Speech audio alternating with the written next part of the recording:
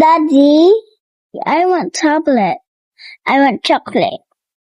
I want new clothes. Te, amo na lang na for me. Kada tawag sang daddy ta. Hindi, pwede. Kumusta na daddy? Ano na da sitwasyon mo? Kapoy ka na gid sa ubra para sa amon. Amo na dapat ipabatsyag ta sa daddy ta. Hindi lang kurta kinahanglan ta si ila. Kundi aray tadi nga pamilya gahulat sa iya. Kag pamuyon ta sila nya good health. Kag kabakod.